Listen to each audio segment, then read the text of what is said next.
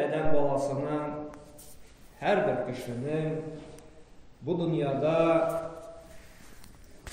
en hayırlılardan, en yaxşı kişilerden bulası kiler. Olay mı? Anın başkalardan ayrılıp durası kiler. Etkendibizce yaxşılığı bilen, özünün dindiler, özüne has bulgan üstünlük bilen. Hem dinimizde kişinin işki turuşun, ama hılkın bir yaxşı bilen. Çünkü Allah subhanahu wa ta'ala Kur'an-ı Kerim'de Peygamber sallallahu aleyhi ve sellem hadislerinde bunu beyan kıldı. Hem Peygamber sallallahu aleyhi ve sellem'in hadislerine göz salsak, Peygamber sallallahu aleyhi ve sellem bizge bunu aytıp kaldırdı. Mana şuşunday sıfatın üzerinizde sıfatlanıp işleseniz siz de dünya yüzünde en hayırlı kişilerden bulaşacaksınız. Bu hadis Tabarani yıntığındakiler alimler ayıttı, sahih hadislerden deyip Peygamber sallallahu aleyhi ve sellem ayıttı, nerse dedi? Hayrun nas enfa'uhum linnas dedi. Kişilerden de başka kişilerden de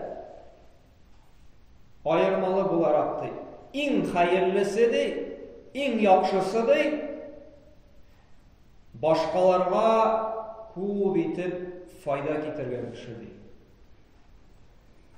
Mene kardeşlerim, eğer de biz şu cemiyette, dünyada değil, başkalardan ayrılmalı bularak Allah karşında üstünlere, hayırlara, yaxşırak bulasınız kilse, biz cemiyette şu turmuşta halkımızga, dinimizge faydalı kişi bulurga, untulurga buluşturuz.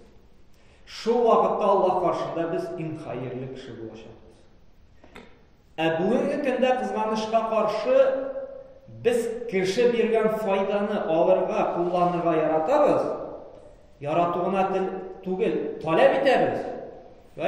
Devlet tiyiş, direktör tiyiş, kurşı tiyiş, eti tiyiş, bütün nesi tiyiş. Biz bir nesede tiyiş. Mana bu fikrimizni o'zgartirgan tiyishmiz. Men tiyishdi. Men jamiyatga, dinime, milletime, halkıma, mana men foyda keltirgan tiyishmiz. Men burishli shu jamiyatga narsadir bo'lsa da, nindaydir foyda keltirgan.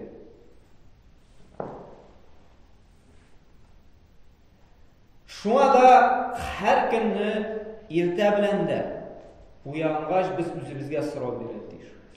Mana men dinim, milletim, halkım olg'a ketsin uchun mana men bugun narsa ishlayapman. Nendey hayırlı, faydalı amel qila olam? Allah'ın sözün üstge chiqarir uchun, birer fakir miskinning hajatini o'tar uchun, milletim, halkım minnamsında yaşasın için nindi bu cemiyette iz qaldıra alam deb o'zimizga erta bilan so'z berga tegishmiz. Hem şula yıllar aldığından da mana bugün günüm o'tdi. Alloh Taala bugün tag'in bir kun berdi menga. Allah bergan havasını suladım, Allah bergan rizqni oshadim, Allah bergan suvni ichdim.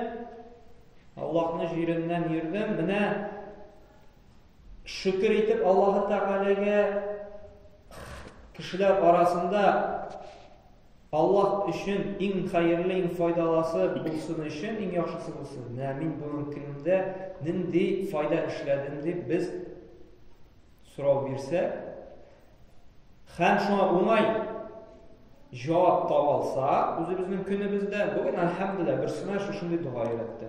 Bugün bir muhtaç bariye bir tanış ama ipiyin sütün itini alıp berdim. Bugün bir dostum ağırtıp gitkeni barıp indi halim bildim. Halim bilgende indi ko'nglim ko'rib indi azizroq va'zlab turmushda ümitin uyattım. Bugün elhamdülillah 3-4 bit Kur'an okup, azraq vaazlanıp, imanımni quvvatlab, ilmi derecemni ko'tardim. Balama bugün, onugama bir hayırlı İslam dininin edebini öğrettim. Mana shunday o'ng'ay bizdan kishilarga foyda bo'lgan ishlar ishlagan bo'lsa, alhamdulillah shodlanib yuqqa keta olamiz. Ammo lekin kirisincha bo'lsa, bir nima foydalar bo'lmasa, ilm de almadık, muhtaçlarga da buluşmadık, Allah'ın sözünü de üstüne çıkarmadık, bir kişiye bir nindeyinde edep ahlak dua da öğretmedik iken indi, biz bu mümkündeyinde kızlanış, kimden alındık? Patribitim. Buna bu talep etmişi oluşumda. Ama lakin biz bir yaratabız dedik, kişi özün en yaxşı, en üstün koyuşu yaxşırak olur. Ama lakin bir Allah karşında yaxşı kişi bulur işi, işlerge de kerak. Peygamber sallallahu aleyhi ve sellem şulay aytdı, Müslim cemtanda keletiren sahih hadislerinde, kardeşine fayda keltire alsan da işle dedi. Bir nindi izgilikke dedi, kimsinip qaramadı. Hatta de kardeşine açık yüz bilen yılmayıp karşı algıladı. Mana bu kursada Müslüman kişisi bir nindi izgilikni de, faydani da yo'qotmasga, umtilirga tiyish, jamiyatga har vaqtda da nindidir bo'lsa izin qoldiradi. U o'lgachda xayrli yoqqan nindi foydali kishi edi. Ko'pma muhtojlarga yordam etdi. Nindi yaxshi kishi edi. Ko'pma ilm berib, ko'pma duo yo'qotib qoldirdi.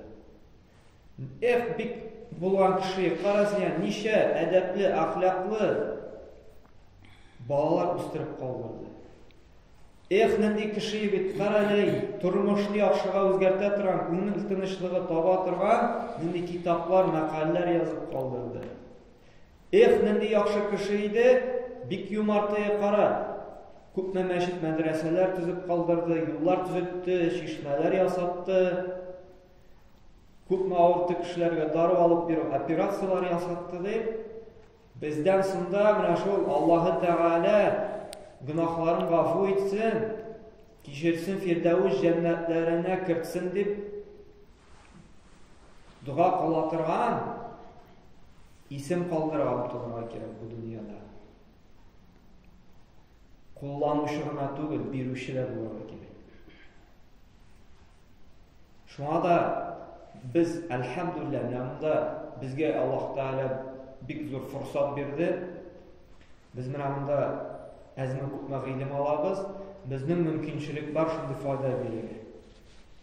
Biz kimgadir bo'lsa Qur'on o'qiy olamiz, duo o'qiy olamiz, islom adablarini o'qiy olamiz. Nechta yetib ko'ngil tinchligi topa olamiz, va'zli olamiz. Ko'ngilsizlikda, problemada, mashaqqatda shuman kishining azrakkina ko'ngilini ko'tarib jibara olamiz. Shu Alloh taolaning oyatlarini, payg'ambarning hadislarini so'ylab.